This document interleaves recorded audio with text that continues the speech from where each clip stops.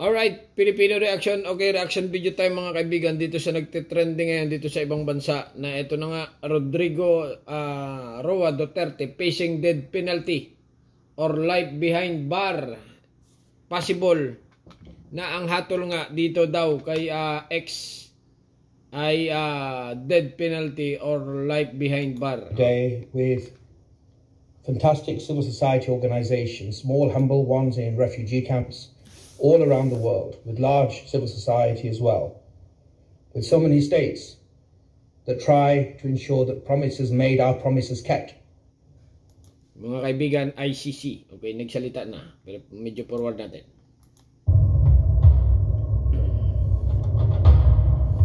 Former Philippines President Rodrigo Duterte is now facing a potential prison sentence of up to 30 years or even life if he is convicted by the International Criminal Court, that's the ICC, for crimes against humanity. The charges stem from his controversial war on drugs, which critics argue led to thousands of extrajudicial killings. But of course, this is just the beginning of what could be a long and complicated legal battle. Explain. According to Claire Castro, the spokesperson for the Philippines government, the final sentence will depend on the defenses Duterte's legal team can put forward. During a press briefing on Wednesday, she said, and I quote, "But it all depends on the defenses that can be availed by the former president." So it's not a done deal yet, but the stakes are high. No death penalty, but the threat of long imprisonment loan. While the ICC doesn't impose the death penalty, so much for that final... Medyo dali lang. Ulitin natin. Take 2. ICC doesn't impose the death penalty, so much for that final dramatic twist. It does have the authority to hand down a prison sentence of up to 30 years for those found guilty of crimes against humanity. And in exceptional circumstances, judges could even impose a life sentence. So while Duterte might not face the death penalty, the years behind bars could still be a very real possibility if he is convicted. It's also worth noting that any verdict from the ICC can be appealed, so this story might not end anytime soon. Plus, if Duterte is convicted, the court could order reparations for the victims of his brutal anti-drug campaign. Mga Arabo yata itong hahatol kay yung ICC member, okay? Iba-ibang bansa yata ito, pero member dito may mga yung parang mga Arab country. Member ng ano ba to? Yung iba, puti. Yung iba, lahukan, okay? Rodrigo, babasahin ko mga Reuters mga kaibigan. Is Rodrigo Duterte facing death penalty? Ay, grabe naman ito. Bitay na ito. Or life behind bar. Okay. Of his brutal anti-drug campaign. The arrest, dramatic turn on events. Okay. Duterte's arrest didn't come from thin air. It was a result of an ongoing investigation by the ICC into the deadly war on drugs that he spearheaded during his time as mayor of Davao City and later as president. The ICC is looking into mass killings linked to his crackdown, which left thousands dead. Some estimates suggest the number of lives lost could be as high as 30,000. Kasama na pati yung ang investigation ng ICC, kasama pati yung sa Mindanao. Though official reports from the Philippine National Police put the toll closer to 6,000. On Tuesday night, Duterte was flown out of Philippines, heading straight for The Hague, where he will face the ICC. But before that happens, he will have to face a local court in the Netherlands to determine whether his arrest was legal. This is a crucial step in the process before he can be handed over to the ICC.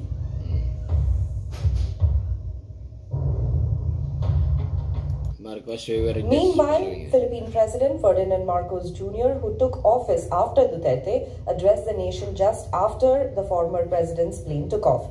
In a somewhat defiant note, Marcos emphasized that the Philippine government was acting on a request from Interpol, not the ICC itself. Marcos explained, and I quote, "The arrest that we did today was in compliance with our commitments to Interpol. It just so happened that came from ICC, but it's not because it came from ICC, it's because it came from Interpol. This distinction might be important for some, especially for the Duterte supporters who have criticized the arrest as illegal and called for his return to Philippines. Small groups of Duterte supporters and those who backed his arrest demonstrated outside the court ahead of his arrival in The Hague earlier, making it clear that this situation is deeply divisive. For more updates on former Filipino President Rodrigo Duterte's arrest and how his case proceeds ahead, stay tuned to the official YouTube channel of the Indian Express. Mga kaibigan, ay balita ng Reuters, okay? The India Express. Pupalo na ngayon ng 1 million view, okay? Talaga namang grabe ito. Ibang klase talaga magbalita ang ibang bansa, ano? Okay? Ang hatol ay possible lang na ito. Ibig sabihin ay possible lang na hatol kay X. Kasi nga naman, bakit nga ba natin binigay itong si X dito sa ICC? Okay? Ang tanong, kaya magulo talaga. Samantalang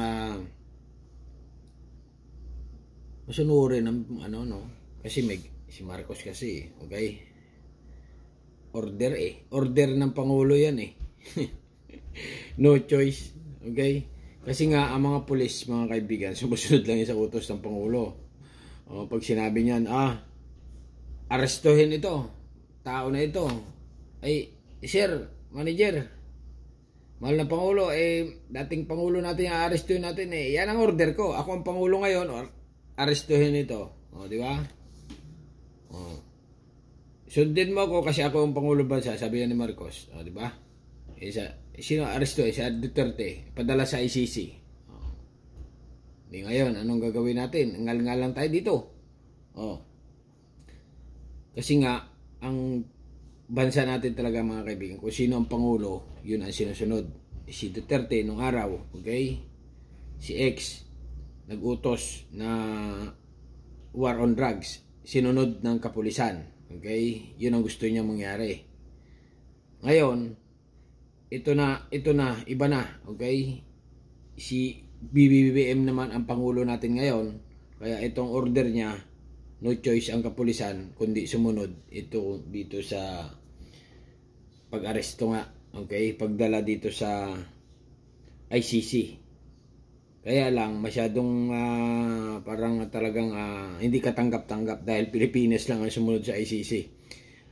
May warrant din si Netanyahu, hindi naman binigay ng Israel, si Putin, di ba? May mga warrant din niya, mga presidente. Hindi naman bakit ang ating Pilipinas ay ganyan, okay? Yan ang utos nga eh. Kung sino ang nakaupo, ay yun talaga ang masusunod.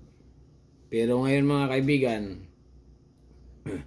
marami na nagsasabi na possible na magkaroon daw ng people power ulit daw. Ganun, ganyan. Kasi nga, baka lumabas yung mga maraming loyalista ni ni ex Duterte na taga-suporta niya na mag-rally ngayon.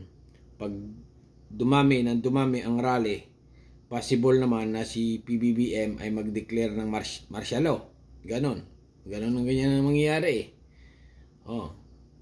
Marami ang lumalabas na ganyan. Pag lumala ang sitwasyon, dahil nga itong si Duterte X nga ay halimbawa atulan ng ICC kasi nga walang magagawang Pilipinas na dyan. Mga member ng ICC, marami pa yatang mga Arab country. Alam mo naman ang Arab country, puro ganun ang alam. Death penalty. Pag magnanakaw ka, putol kamay. Pag mga patay, ganun din ang hatol nila. Death penalty agad. Ay wala nang kakuan ang Pilipinas dyan. Walang kakayahan na tayo na isalba pa. Di gulo yan, mga kaibigan, pag death penalty ang hatol. Sigurado. Hati ang isipan ng tao. May sumusunod sa government ng Pilipinas, anti at pro. Ganun yan mangyayari. Anti ka, pro ka. Okay? Ngayon, ang hatol sa'yo, Pag antay ka, against the government ka. Pag pro ka naman, ay di, kay BBM ka. Ganon. Pero tatlo lang yan. May independent din. Ibig sabihin, nasa gitna ka lang. Kaya nga sa mga eleksyon, isang pro at isang anti, makaliwa at kanan, at isang independent na lumalaban. Okay? Bahala na kayo mga kaibigan. Ito, reaction video lang ito.